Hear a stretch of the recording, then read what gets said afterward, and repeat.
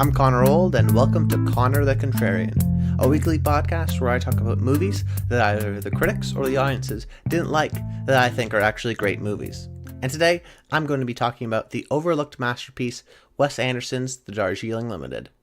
Now, before we jump into the movie, I always like to talk about the cultural landscape of the film at the time of release. This helps us understand the mind frame of society, which greatly influences those initial reviews. And this film is coming off of The Life Aquatic with Steve Zissou, which was Wes Anderson's first miss in a while. It was his, I believe, his fourth movie, and he had a pretty typical start for an auteur director, where he sort of gradually made more expensive films, from Bottle Rocket to Rushmore to The Royal Tenenbaums, and then, Hollywood sort of caught up and heard that this guy was the next big thing, put $50 million on his lap, and told him to make a movie.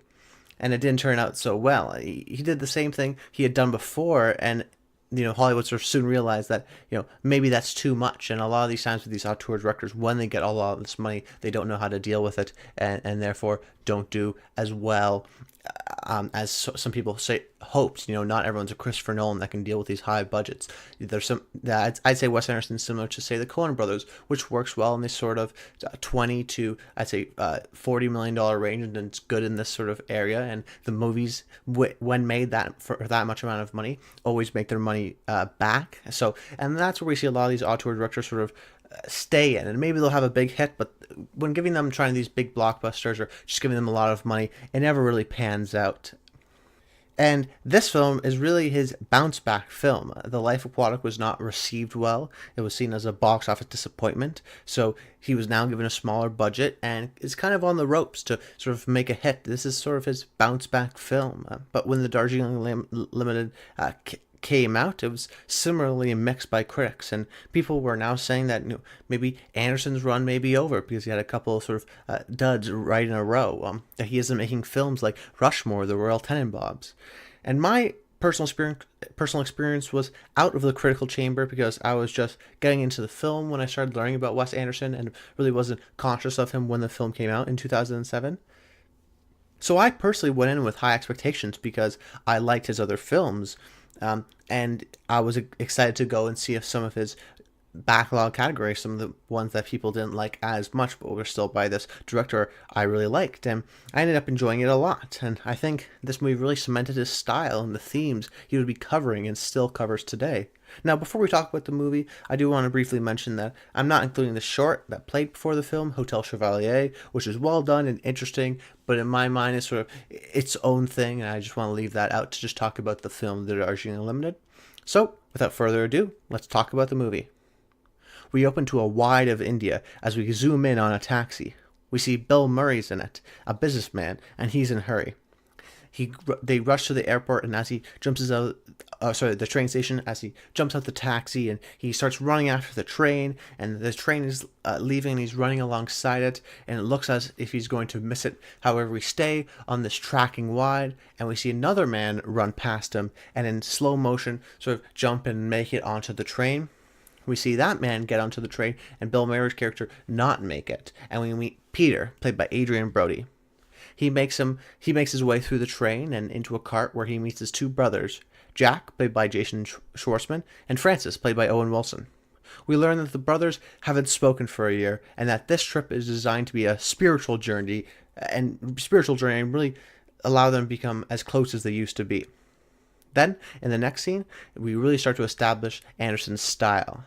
He has a few things that go across all of his movies. First, that being the theme of dysfunctional families. His films are often about families and how the family dynamics are broken down, where there is sort of a sense of reality to them and sort of structure to them, which is also sort of emphasized by Anderson's visual style. The shots feel artificial and otherworldly, and they're not really trying to feel real. They have this sort of storybook aesthetic to them, which involves a lot of tracking shots and whip pans, and the cinematography is very symmetrical. There's lots of very symmetrical shots that involve a lot of stunning colors, and each film sort of sticks to a certain color palette, with this one being sort of these yellows, these greens, and sort of browns and beiges.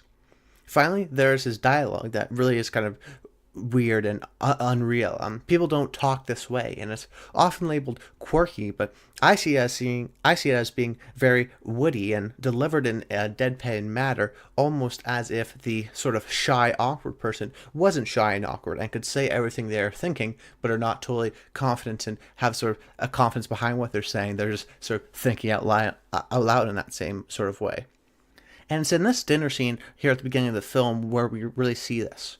We really understand each character and their dynamic. Francis is the older brother because he orders for everyone and always has a plan or a schedule or an agenda, and we can really see that he is the leader. Peter is the middle child because he's the angriest, like when he snaps back at Francis for spitting on him, and we can see he's sort of hiding the most. The little details, how he's the first one to use painkillers, or how he's got their deceased father's prescription sunglasses on, even though he doesn't need them. It's sort of been blinding him this entire time, which is why this sort of trip is needed. That maybe it's not just a spiritual journey, it's maybe something more than that. And then there's Jack, the youngest child, who immediately brings up his romance and how he deals with that with writing stories that aren't based off anything, despite his brothers knowing that this was an event because they're the characters in the story. It's a great introductory scene as they talk over each other, and it's one of my actually favorite Wes Anderson dialogue sequences because there are a lot of funny lines, and the exposition is really implemented well to help us understand the backstory, and it really seems natural, and we don't really realize it's happening until you see it multiple times. But we learn that they're really selfish and aren't really a unit because they're all just wanting for their turn to talk, and they always talk over one another, and which when the subject changes rapidly and then one brother goes back to a previous topic, it's funny but emphasizes how selfish these guys are and really have to learn to listen and really are just waiting for their turn to talk. Then in the next scene we see their first stop where they go to a market. They buy a snake, and Francis, while he's getting his shoe shined, has it subsequently stolen, and now he only walking on one foot. And as they go to the first temple, they can barely have peace with one another for 5 seconds. So they start praying for a little bit, and then Peter immediately gets up and goes to another one because he's annoyed by them. Because Francis brings up the belt. It's not my belt. Maybe we see at this point they're really starting to regret coming on this trip. We see the sort of brotherly feud come in right away. But the thing is, they aren't being open with one another. Peter will say to Jack, don't tell Francis, or Jack will tell Peter, the same thing. And Jack, for example, has a ticket just in case he wants to leave early. They are seriously dysfunctional and really just don't trust one another. Then when we get back on the train, the chaos continues, as there is really an incredibly designed train cart. The production design is really well done, and the area they're staying in feels small and real because they actually used a real train. It's also distorting because the cart on one side has a mirror, and then the other side has this very symmetrical window, and they go past one another, sort of moving through this small space looking for things. And Anderson uses the mirrors and blocking in a really creative way to have these uninterrupted shots where we can see everyone's reactions even though their back is facing the camera. And because they're brothers, we feel almost as this is almost a bed bunk situation, and this is just an extension of conversations they would have as kids in their own room. And Anderson loves this flat imagery, and by holding the medium and not really relying on a lot of close-ups, he creates a dynamic image of the train cart that really adds to the tension they're feeling once the reality of the trip starts to set in. But the chaos stops when they realize the snake that they brought onto the train has gotten loose. And then, because of this, they almost get kicked off the train. The next scene sees them going to sleep, and as they wake, it's daytime, and the train is stopped. How does a train get lost? It's on rails, Jack says. Once again, nailing the point of finding yourself and how to recover from this grief. And sort of, how does a train get lost when it's on rails? That's kind of the point of the movie in that sense. And really, Francis decides to take this as a symbolic message and go to the top of a hill where he tells his brothers the real reason of this trip, to see their mother.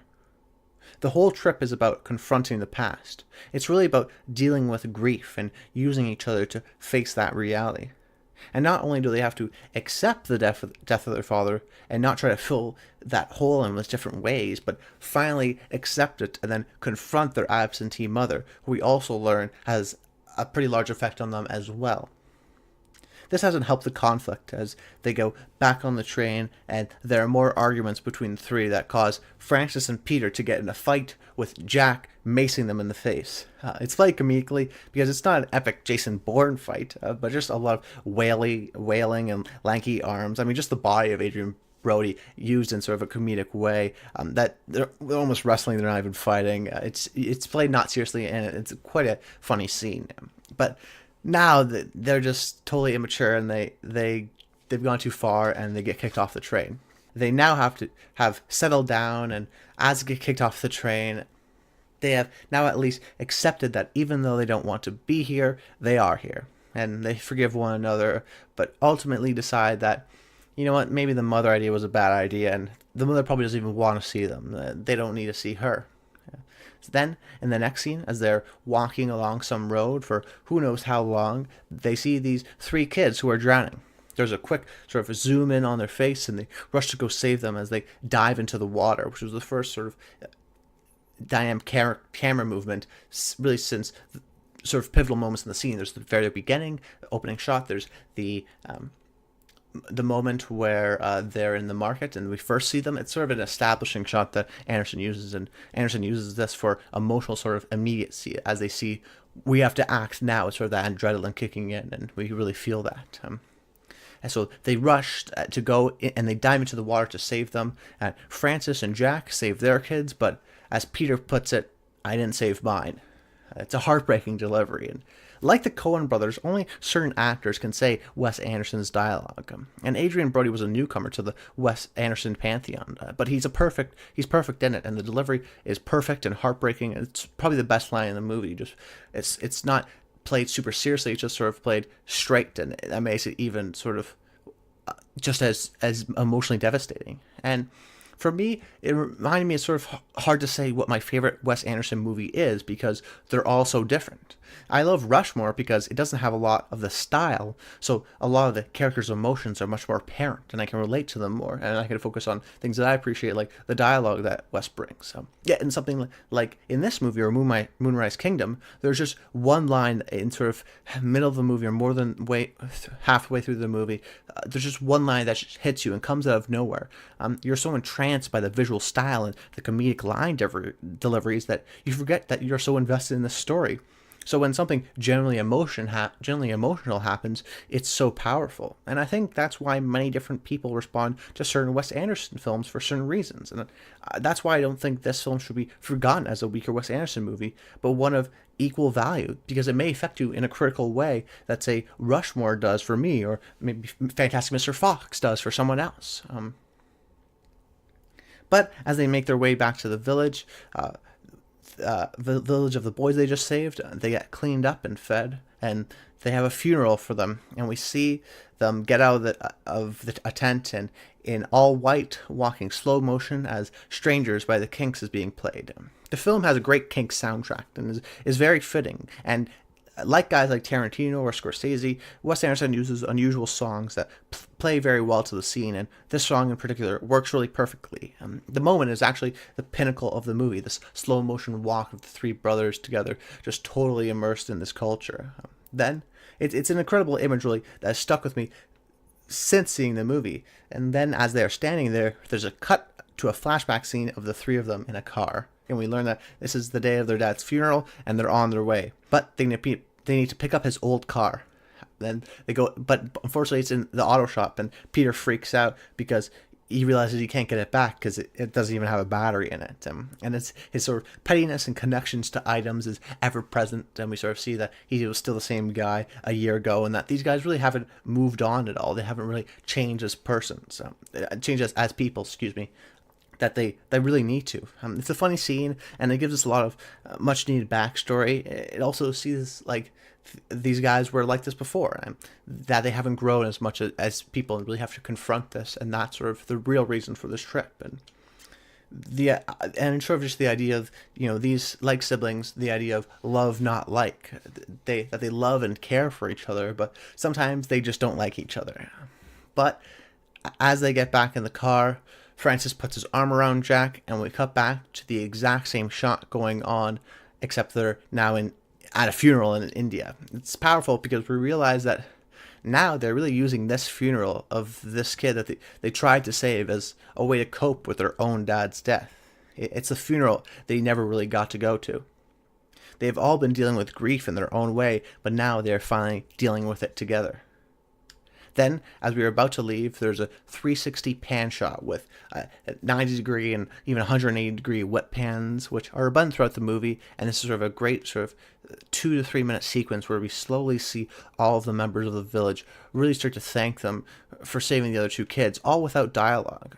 That they're dealing with grief, but that what they did, the villagers, what they did, they had the ceremony, they cleansed themselves in the water, in the river, and are now in that stage of reconciliation and give thanks and see the light of the situation, something that the brothers have failed to do for a year. And it's a great sequence because it's all done without dialogue, but we understand everything that's being said, and that's what a master of his craft, Wes Anderson, is able to do. That few filmmakers are actually able to do, because he doesn't have, without the sort of hype and expectations surrounding his films, we can all agree that he's a fantastic filmmaker, and that maybe the critics got it wrong on this occasion, because he is able to do it so well to create such a he has such great dialogue, but he doesn't rely on that dialogue all the time, and has this great sequence where we really just understand through visual storytelling.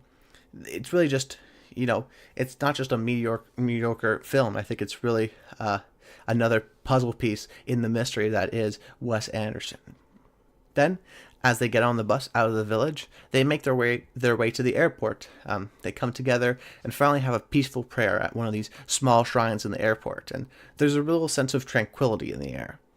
This mirrors the hecticness of the first prayer sequence, but now they've accepted it. They didn't expect to have this amazing spiritual awakening at a small airport shrine, but they have, and now they're finally at peace because they're finally together.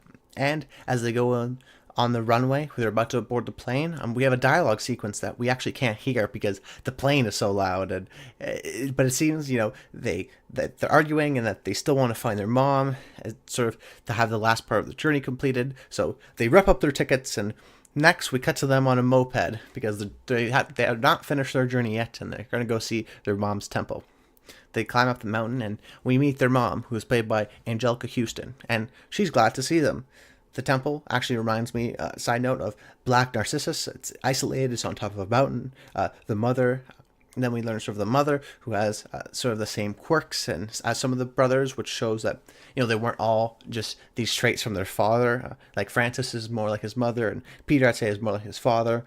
And then they confront the mother about really why she left and why she didn't come to their dad's funeral. And she says, essentially that this is her calling now, and this is what she's supposed to do now. But it may have been disingenuous, the sort of love that she initially greeted them with, because when they wake up, she's gone. But it's critical because we learn that, it hasn't affected them all that much now. They have now come on the other side and realized that this is just their mother, and that they don't need their mother's approval to do what they want with their lives. It didn't affect them as hard as they, say, maybe used to. So, to end the journey, they go to the top of the mountain and have one last spiritual experience as they bury their peacock feathers. And in the final shot of the movie, it's an incredible shot where we see them running in slow motion after their train as Power Man by the Kinks is being played, and they realize Dad's bags aren't going to make it. So they throw the bags off their shoulders and onto the train as all three of them make it on. It's obvious symbolism, but it's well done. Their dad's bags they've been carrying around the entire time has been baggage, literal baggage, but also emotional baggage of the grief they are dealing with, still holding on to that little piece of memory of their father. And in the last scene, they throw away the bags like they're throwing away the baggage of their dad, just getting it off their shoulders. And they have finally accepted what has happened, and now has decided to move forward onto it. And they wouldn't have made that train had they not thrown off that baggage. It's a very well done sort of image, and it's a great ending. And we see the camera that pans to the side of the train, and the credits roll. Now, I don't think this is Wes Anderson's best, and I understand some of the criticism, but it's an episode of Connor the Contrarian because I personally connected to it. I don't have brothers, I've never been to India, but there's something beautifully simplistic and humane about the movie. Through the artificial fakeness of his work, there's a very sentimental beating heart that I couldn't ignore despite the poor reviews. So I think everyone should check out Wes Anderson's filmography, all of it, even if it's one of his quote-unquote weaker ones, because they're all different, and even one of his weaker ones may affect you in a strong way, because ultimately, The Darjeeling Limited is a great movie. I'm Connor Old. Make sure you rate and review the podcast on iTunes. It really helps.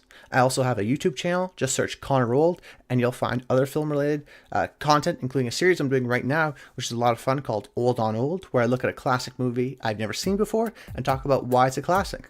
That's about it. I hope you enjoyed the episode, and until next time, stay tuned.